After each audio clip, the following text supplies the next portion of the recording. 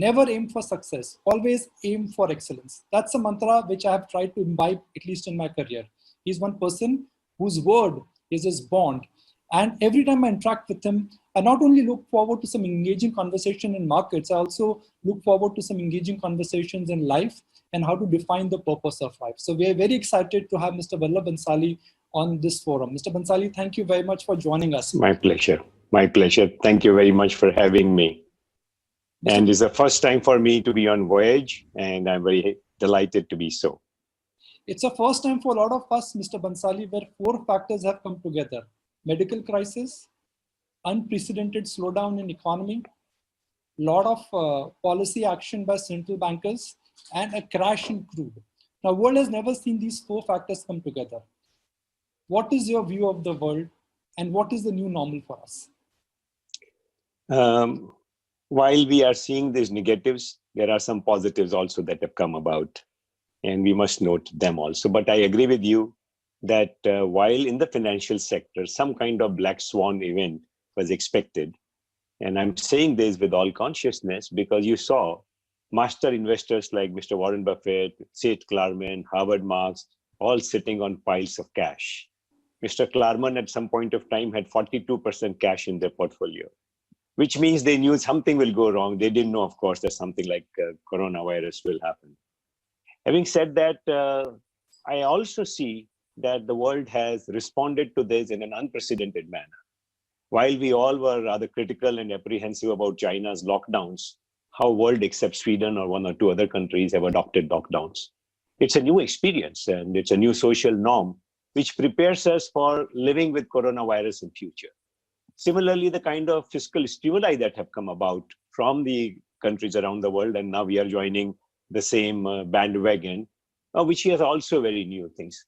The third good thing I'm seeing is that the way humanity has responded in many, many countries, particularly in India, the amount of humanitarian effort that has got rolled out is quite amazing. And the last thing is that, amongst the many revolutions that Dr. Yuval Harari talked about, one very important one was on the medical and the pharma front. I think some of the acceleration that has taken place in those fields are also very positive. So I think there's no doubt about the huge amount of negatives that you talked about, but there have also been positives. One negative that you didn't talk about, and which is, the history is full of power struggles when an entrenched power is challenged by an emerging power. It happened in the First World War, it happened in the Second World War, and the same thing was happening that as America felt threatened by China, whatever be the antecedent to that. But this has built up into a very, very big situation now. So I think that is also a part of big worry. So I would like to add one more thing there, Yes, as I said that something this was waiting to happen, and people need to understand what was that, why people were expecting something like this to happen is that the world already had very low immunity now, because that word is popular, I'm using that expression, that large parts of the world were already on steroids. And therefore, the worry is now steroids are being added, massive doses are being added to these steroids. Yes, carry on, Nirupanj. No, Mr. Bhanshali, you refer to the positives, and that's what investors always do. You always said that try to find good news in a stockpile of bad news. Never let a crisis go for a waste. If indeed this is a crisis, as a seasoned investor, where are you picking your spots in terms of funding opportunity? I want to remind and just take the clock back, Mr. Bhanshali. As a firm, as an individual, when Infosys went public, the IPO did not do well, but as a house, you backed it because you were able to convert that crisis into an opportunity. What is your view on converting crisis into opportunity? I think clearly when liquidation happens in the markets, a lot of good names get beaten up. So let me also, give another perspective to the Infosys saga, and it is very important. What happened at the time of Infosys? It was very important to see the man behind the business. He was a unique person. I had done hundreds of IPOs by then, but Mr. Narayan Murthy and his team, they brought very different values to the market and to the world. And same thing applies now also. Whatever be the business, if you see a businessman like them being punished in whatever sector, go and to look into that. So what other thing one would look at is abiding businesses. That means what we call business with a long tail. So if you see an abiding business and a top class value leader, say someone like Deepak Parekh, Aditya Puri, and now our own Radhakishan Damani, they represent those kinds of promoters. And if their stocks are getting beaten up, that's the place to go to. And they do get beaten up when liquidation happens across the board. So I think look there. In the month of March, everything fell apart. In the month of April, everything came together. In last 6 or 7 weeks, I have used on ET Now words like panic and FOMO. I've never used these two words in tandem with each other, where I've used panic and fear on one side and FOMO and euphoria on one side. Why markets are behaving in such a synchronizing manner? We have come out of a long bull market, though we had a correction, massive correction in 2001, 2008. We still came back. As I said, the world was never on steroids of the kind that it is on today. In 2008, we were not on steroids. The Feds and all were not trying to support the market already when the market crashed. This time, there is a big situation. As I said, that the world powers clashing is one. We're dealing with the medical situation, which we do not know how it will play out. People thought it'll, go out in a V manner. Now it's a W manner, and it's a long W manner. So we do not know. So the moment you see bad news, people panic. Moment they see, vaccine will happen, this will happen, big stimulus from America, UK, etc., people get excited. It is the hangover of the bull market that brings them into that FOMO very quickly. I think people have to wake up and become very stable, that we deal with a very terrible cocktail at this point of time. And while you must back equities, there's no just question about it, you must back good promoters because they are the most abiding entities in the world history. So you must back them, but you have to not get, the FOMO will be a danger, definitely. With each crisis, Mr. Bhanshali, we see new leadership emerges in the market. When the 2000 dot-com bubble busted, money moved to infrastructure. Post that, it moved to consumer stocks. Then NBFCs made a comeback. How do you think the wheels of the economy now will readjust, and where do you think the new opportunities in terms of entrepreneurship and in terms of profit pools will emerge? I think some form of technology, telecom definitely dominate. And you're seeing that even in these terrible markets, the telecom stocks and technology stocks have held up well. I think their importance is only going to grow. As we work from home, as the need for communication grows, as you said, the voyage is a different form now, and the reliability of this is going to grow many, many times. So many forms, from IoT to 5G to virtual reality to this connected world, safety. You're going to see automated pharmaceutical health. You're going to see very soon automated COVID testing labs come out, because the frontline warriors cannot go on the way they're doing. So you're going to see automated robots taking care of patients and so on. So on the whole technology side, a huge amount of opportunity is going to come. The second is a new social norm of how the new entertainment will come. Today, the IPL cannot have 30,000 people in a stadium. So how is this going to change? So is betting going to come into it? Is virtual reality going to come into it? Is gaming going to come into it? So the way we amuse ourselves, the way we educate ourselves, the way we work, everything is changing. So therefore, all those who are at cutting edge in these businesses, so they establish, for example, the physical retail is changing big time to online retail. NASCOM has said that large part of their workers they see in another 3-4 years working from home. Now, home has to be redefined. The present homes are not equipped to deal with the mother or the wife taking their husband sitting there 24 hours. It is a huge social shock. Or children working taking education from home. So all this is not going to continue. So I remain hopeful that by and large the way we were consuming, or what we were consuming, is going to continue. We will love to go out. We require our hormones of embracing people, being with people. That is not changing, definitely. But the way we do it, that will definitely change, and that is a huge scope for technology companies primarily that I can see. Mr. Bhanshali, the way we communicate now has changed. Information is freely available. When you were investing earlier, or when you started investing career, information was impossible to find on a regular basis. To get a balance sheet of a good company, you really had to stand outside the lines to get a balance sheet. Given that technology has now made information freely available, do you think investors now are much more sophisticated or intelligent? See, the gap between the smartest guy and the average guy, that remains a constant.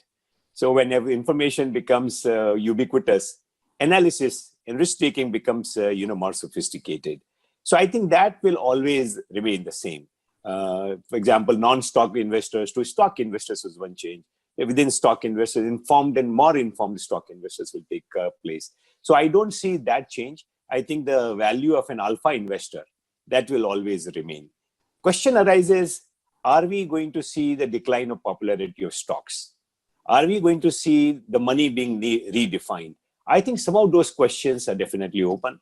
I think stock investing, because you're investing in risk-taking. Risk-taking is the one that gives you huge rewards. I think that will remain. Can we have a long period of the kind that we had, between 1930 and 52 in the US or in India, after the forward markets were banned in 56, until I came into the market 84? Stock investing was not a popular business. Stock broking was not a popular business for a long period, like 30 years, or even in 75 when dividend freeze came. From 75 to 85 was a terrible period. Stock market didn't open for 3 months. So some of those things, are going to be tested. And it all depends upon the nature of the disease. If this disease is beatable, which I hope, and I'm confident that, we'll beat this disease with cures and vaccines, etc., in the next 6 months. If that somehow does not happen, and that goes on for longer, the human spirit is going to feel very different, and the world can be a very different place. Now, we have an audience where we have financial distributors and financial expertise who are also advising to their clients. And clients, Mr. Bhanshali, are asking tough questions. And the simple question which they are asking is that in the last 10 years, equities, which is Nifty, and gold has given a similar return. With Nifty, I took pain, I took volatility, and with gold, I took nothing. And if my returns in 10 years are same, is equity investing worth it? So as I said, that you have to back the businessman. I think, while the index as such may have given the same return as gold, individual stocks have outperformed. And so this is going to be the challenge. As more and more people invest in stock, the alpha is going to become more and more difficult. I see alpha becoming even more difficult in a very uncertain world. As to, because gold in this period has given the same return as equities, and therefore gold is a better investment for all time to come, answer is clearly, the gold has had a run, the gold is under-owned, and therefore gold may have potential. So I would say definitely something I haven't said in my career, that you should have definitely some amount of money in gold because the times are so uncertain. But having said that, if you can invest in alpha equities, I would still, my money is going to be in gold. People will have to hold larger amount of cash than they did in the past. I think FM is already started speaking, so the minds are distracted there. I wanted to take the conversation forward from where we left. And you were mentioning about the opportunity. You were mentioning that how each time we've seen these crises, new leaders, new entrepreneurs, and survival of the fittest is the key mantra. So just would request you to take that thought forward. So basically, we must recognize that the world wants to get on. Life wants to get on. Life wants to find new ideas. These are hormonal needs of people. So as long as you don't have a suppressive environment in which, enterprise is suppressed, which is not the case. And as in between finance minister was speaking, we have seen great indication that business is being supported in an unimaginable, unexpected, great level. Given that fact, though we have heard only MSME so far, but we are seeing that this is very liberal. This is of various kinds. So just as we saw the poor support, now we are seeing an MSME support from definition change to this. So given that environment, enterprise will come back. So just as, people found ways to dance and, joke about Corona, people will find ways to, come out of this. It has always happened. And therefore, look for leaders with morality. So clearly, as I mentioned, the category of promoters, that becomes more important. Good thing is I have seen, since Mr. Narayan Murthy's day, 1,000 ships were launched. You found Sanjeev Bikhchandani and Harsh Mariwala and people like that, who created great companies with governance. They became the role models for others. Radhakishan Damani came, and even in his difficult times, you see that his stock is holding up and so on. And Radhakishan ji himself has become a role model for others. So if you do some good amount of work, you will find that there are a lot of promoters who you can back. It's very important in these times to look at the good management, and a management not only with capability but with character. So I think that is the defining thing. What sectors will emerge? Of course, you're seeing pharma, you're seeing technology, etc. But it is hard to say at this point of time, as I said, that how the disease plays out will decide a lot of things. You're seeing Ayurvedic companies, you're going to see homeopathic companies, lifestyle companies. A lot of new ideas will come to the market. Mr. Bhansali, before the COVID crisis, now historians and Mr. Bhansali, they use terminology like BC and AD to describe human history. Right. As market commentators, if may use the word pre-COVID and post-COVID. In the pre-COVID world, big companies were getting bigger. Indian markets were extremely polarized. A Bajaj Finance and HDFC Bank, maybe a Reliance to some degree, and globally it was all about FANG stocks. Given that in this crisis, the big companies will survive, do you think the polarization nature of the market will only get more skewed? See, this is human nature. That what succeeds, nothing succeed becomes bigger and bigger success. So technology companies became, in the past we had IBM, Exxon, General Motors, all of them, they were the big ruling daddies.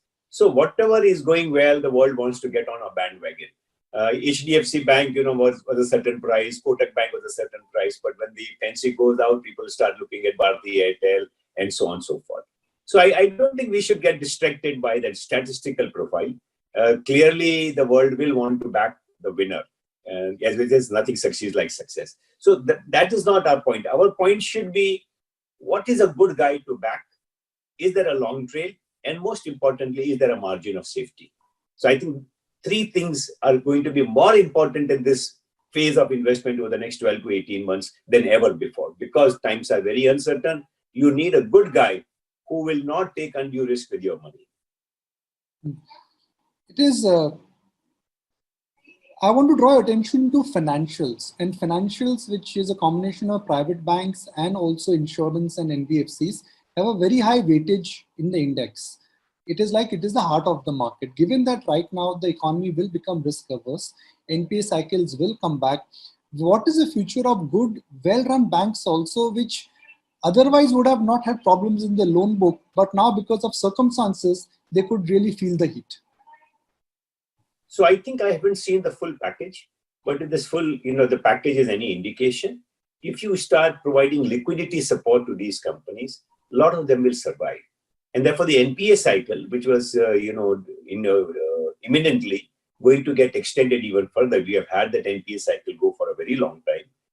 I think that may get stalled. We have to see the rest of the package. If this country opens up for business, then maybe that NPA cycle would have come to an end, or, in a more visible end. Once that happens, some of these stocks will become more interesting. Because we must also recognize that these are the stocks that were punished most badly. I mean, they lost 50% of their value, though they were, blue chips for a long time. I mean, Axis Bank, ICICI Bank, and, number of those stocks. Bajaj Finance available at a price that was unimaginable. So I think they also have taken a lot of beating. So some of it will come back. And question is that whether it is liquidity support only or it is enterprise support, as we talked earlier. If enterprise support comes back, that entrepreneur is really the guy to go to in this country, I think things may change. It's too early, but possibility exists. Now, IMF is calling it the biggest economic crisis since the Great Depression. Ray Dalio has openly said that the world reminds him of 1935. Looking at the social changes, the fact that trade changes could happen at the global level also in terms of globalization, what does the period remind you of, and where are we headed in terms of global trade and other political and so-called geopolitical challenges? I think this has affected the world very differently. The whole world is not affected. So companies and economies and countries that were more local in their nature, they have not been as badly affected because they didn't have too many tourists, so they were not depending on tourism income, or they didn't have a large external sector. And if the disease impact is not very high in a country, they will be affected differently. And I would say that globally, of course, you're seeing challenges, and some of the earlier pessimistic comments I made apply a lot more to the world than to India. India has a real chance of converting this black swan into a gray swan. And there were a lot of mitigating factors which we should not forget, like the forex reserves or the low oil price, that we are a large local economy, we have a lot of self-dependency, whether it is food, pharma, we have a demographic profile, and we had a very good external debt profile. Not only we had forex reserves, but only 3.5% external debt, which is quite amazing. And even the aggregate debt profile of the country is quite within manageable limits. So we were not in steroids. Now that the world is suffering, and we have a chance to become a new supply chain and create this, our world may not change as dramatically as, say, a Mediterranean country which was depending on tourism alone, and they didn't have other strong economic factors. They may get affected for a long time. And indeed, the history of pandemics right from 5,000 years ago also show that big pandemics change the world history. So here also the China-America tussle, how the Asian age has come suddenly, how India can become more friendly to China and change the world geopolitics completely. I do not know whether this will happen. But if India and China combine, for example, they say, okay, whatever happened, here, both of us together, if we become a region, let us define OBOR differently. Say China and India come together and they say, okay, now let's stop supporting Pakistan. So Pakistan can grow, India can grow, you can grow. It's a game changing. You never know, in politics, anything is possible. So Asia, India have a lot of, we can definitely convert this black swan into a gray swan and maybe even a white swan. Do you worry about the fabric of the Indians in terms of productivity and skills? The farm income is low, our per capita income has not gone higher. A lot of graduates have managed to find a chance to work from home, but a lot of non-graduates and migrant labor challenges are there. So do you think this crisis also will expose a lot of unskilled part of the economy? I think the fact that we have low employment opportunity, or low, what we call well-paying employment opportunity. We have a lot of employment opportunity which are very, very low-paying jobs. So I think that is a structural weakness. And that weakness has been because our laws are not integrated. We don't even administer our country to get a defined outcome. It's all very fragmented between state and the center, between judiciary and the legislature, and so on. I think the vision that the Prime Minister has talked about, it is too early to say that this is what will play out. But I think what the work that Aadhaar, etc., JAM has done, people behind JAM are doing, what work this promises, I would say that I do not think that this is guaranteed pessimism that this cannot be reformed. Say, for example, in Maharashtra, 30 years back, Maharashtrian labor profile was very different. But Maharashtra had relatively better governments. The Maharashtrian person is not migrating anymore. So also, so some of these states have stopped sending out migrants. So, we know Bihar, Orissa, these are some of the states. They are still migrating. UP, the migration has stopped, has reduced quite a lot.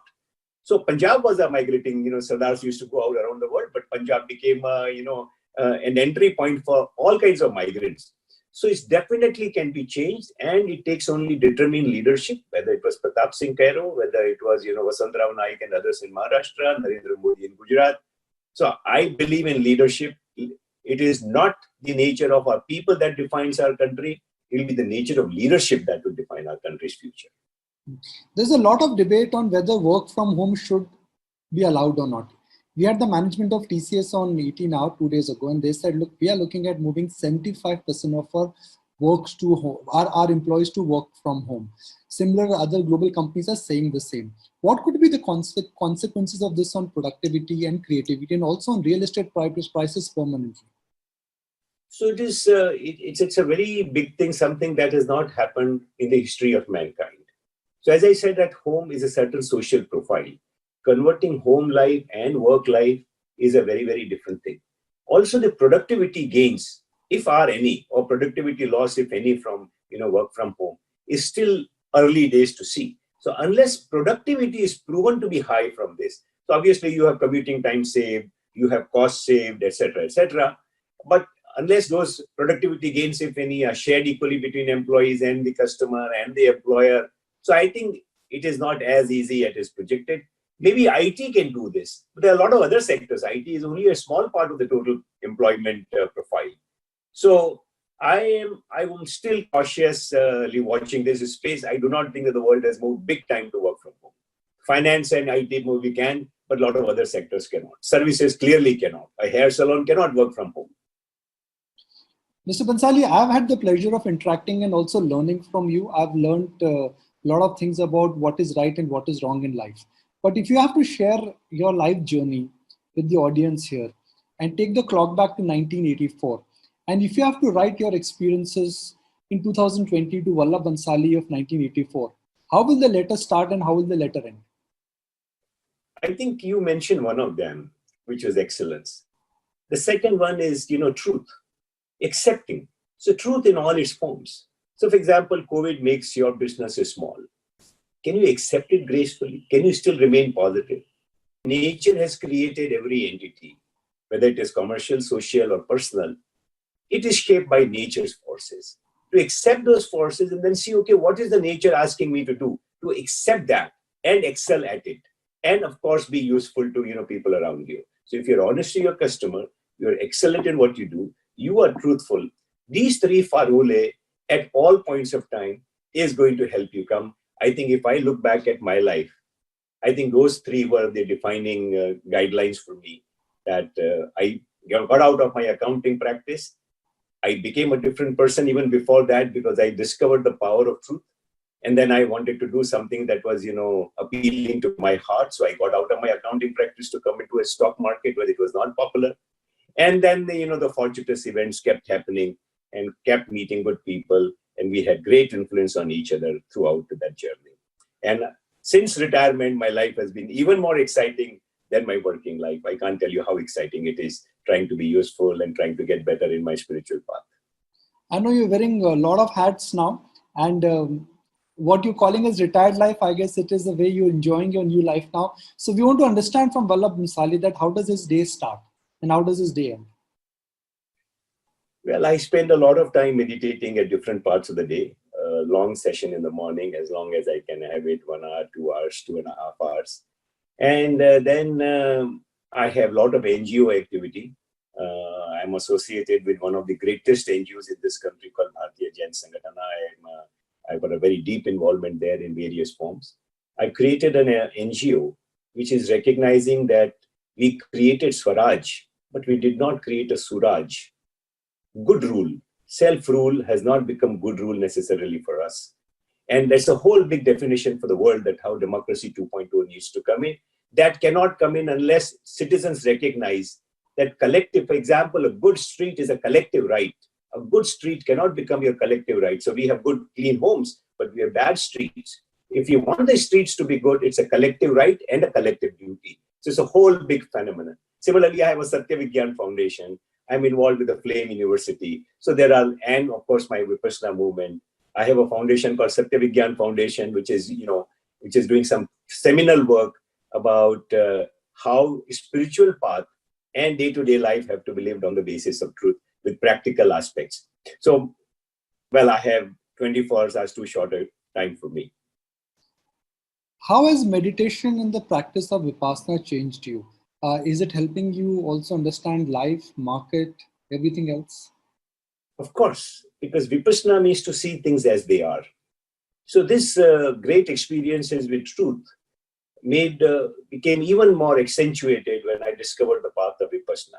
Say, for example, we see ourselves as one monolithic entity, but actually we are changing all the time. Our mind is changing, our body is changing. And when you recognize that, oh, I am not the same person, the next moment I've changed, and to live with that change in a stable manner is what the whole life actually forces you to.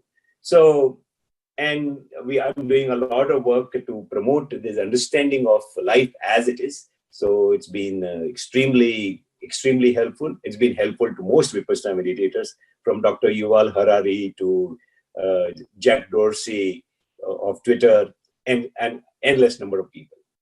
Well, Mr. Bhanshali, once again, very kind of you Thank you for joining us once again, and thank you for your words of wisdom, and thank you for sharing and pouring in your experiences of life as to what really has been the differentiating factors. No, it's due to you, Nikunj, and of course to my association with the Bidla family for a long time.